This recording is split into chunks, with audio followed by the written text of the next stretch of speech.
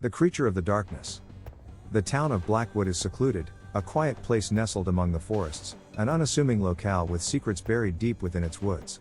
Shadows stretch across the landscape as twilight descends, casting eerie silhouettes over the town. This night would be like no other, for the tale of the creature of the darkness is about to resurface, bringing with it a wave of fear and intrigue. As the cold wind rustles the dense canopy, a group of adventurous teenagers gathers for a storytelling event. Unbeknownst to them, they teeter on the precipice of an encounter that will blur the lines between myth and reality. In the backdrop, the trees whisper secrets of the past, their dark branches swaying ominously under the pallid glow of the full moon. A stillness pervades the air, a foreboding silence broken only by the occasional rustle of leaves. This is the setting where the story will unfold, a story that has lingered in the shadows, waiting to be revealed to those brave enough to hear it. The teenagers, drawn by the promise of spine-tingling excitement, make their way into an old, creaky cabin. It's dim inside, the ambience set by flickering candles casting wavering shadows that dance along the wooden walls. The room smells of old wood and wax, perfectly fitting for the eerie tale they're about to unravel. Do you know the tale of the creature of the darkness? The narrator's voice, gentle yet laden with mystery, cuts through the quiet room. Faces filled with anticipation turn towards the source, eager to delve into the unknown. The tale speaks of from years long gone by, whispers of a beast that roams the woods under the cover of night, tethered to the shadows of Blackwood. It is said to emerge when the moon is full, haunting the forest with its unsettling presence. Stories claim it feeds on the fear it invokes, yet few have ever seen it and lived to tell the tale. The myth has been passed down through generations, an enigma that has shrouded the town in a veil of the inexplicable. The proverbial stage is set. We transition to cinematic shots of the forest, silent and still yet charged with an undercurrent of tension. Each shot takes us deeper into its maze-like depth, where the creature is rumored to dwell.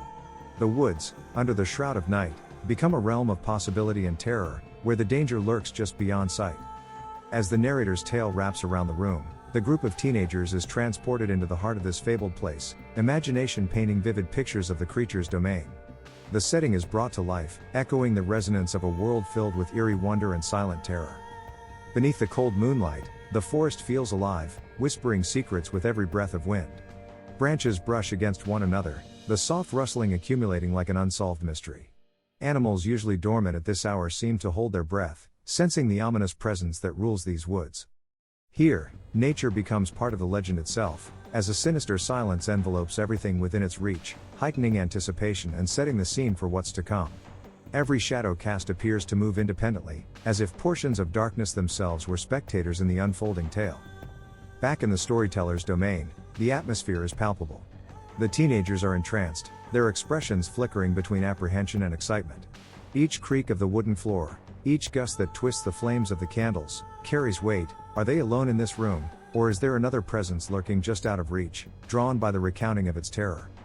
Such questions linger unspoken among the group, their collective imagination stirring up thrilling visuals of what might lay beyond the cabin walls. If the creature were indeed real, could it be listening too, its chilling gaze fixed upon them from the heart of the abysmal void? The story takes an intense turn as it details encounters past, chronicling near misses and sightings turned legend. Eyes dart to the cabin's windows, picturing what might lie beyond them in the infinite stretches of night. The tale is gripping, weaving its eerie magic over the room like a spell of ancient origins. Outside, the forest stands vigilant, a dark guardian watching over their gathering. The moon hangs low, and its light spills across the scene, revealing just enough shadows to spark imagination and fear. What if, as the story proposes, the creature truly emerges once the last of their breaths leave their lips? An ambience of suspense grips the group, where every heartbeat feels synchronized to the rhythm of the tale. The teenagers edge forward, as if to dare the story to reveal what lies beyond the shadows. The storytelling has them in its throes, driving them deeper into a labyrinth of fear and wonder. The narrator pauses, letting the tension breathe, allowing the listener's mind to wander and cultivate the seeds of imagination planted by the yarn spun thus far. At this moment, the true power of storytelling surfaces, a collective reverie born out of words spoken in darkness. And then, without warning, we return to the forest. A profound silence pervades this realm once more, broken only by the subtle crunching of leaves underfoot. The creature, though invisible, is sensed within every frame, its latent energy curling through the spaces between shadows.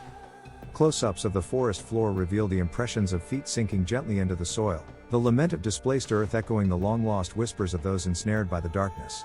The forest stands in solemn vigil, relying on its ancient woodlands roots to keep its secrets hidden. As the tale continues, the narrator describes narrow escapes and fleeting encounters, moments when the creature was believed to have been spotted lurking just outside the reach of firelight. Tension mounts as the story teeters on the cusp of terrifying potential. Teenagers glance at one another, their minds captivated by the implications of such moments. The legend infuses them with equal parts dread and awe, drawing them further into the depths of the unfolding narrative, making them unwitting players in the story's chilling embrace. Reality intermingles with fiction, each scene painting vivid imagery of the line between the world of Blackwood and the realm of the enigmatic creature. The forest, though a place of beauty, becomes a space dominated by fear and the mystique of the unknown. Storytellers emphasize the fluidity between what is real and what is imagined, as the teenagers seated around the elderly cabin table feel a tangible thrill race through them. They are now part of the narrative, deeply intertwined with the unfolding tale of night and mystery. The story hurtles toward a crescendo as the narrator speaks of shimmering eyes in the dark, a sinister gleam breaking through shadowy barriers and revealing the implication of a beast lurking at the edge of their world.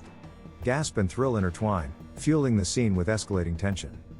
Each participant is caught in the throes of this feverish manifestation of suspense, as the creature's ambiguous nature slowly teases their senses. They have become enthralled, beckoned by the mystique of the legend in a way that few experiences can emulate. As the lunar light bathes the forest floor, the creature's gaze is depicted through sharp focus close-ups, a fleeting promise of what's hidden beneath the mysteries. These eyes, which seem both feral and wise, peer out from the cloistered labyrinth, becoming a portal into fear.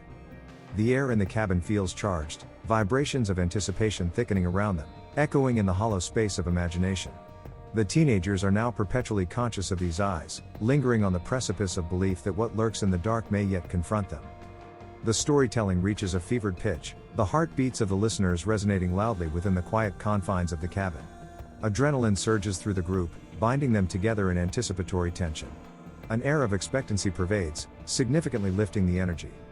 As the narrator's voice wavers between tranquil and frightful, the teens reframe themselves, adrift in a boat of vivid imagination. They have bridged the gap between the tale and the world outside, intensely aware of the transitioning phase from night to dawn. The storytelling event becomes a trial not just of bravery, but of understanding the power of age-old narratives. Each teenager acknowledges the allure of the legend and its evocation of fear, and rises to meet the challenge presented by the darkened woods. They embrace the terror and exhilaration caged within them, acknowledging the delicate balance of fiction and reality. Their night of shared story reverberates beyond the timber walls, a gathering that transcends into the realm of the macabre yet evocative. The story builds to its own resolution, a tapestry of mystery and untold potential gently concludes yet leaves the door open for more.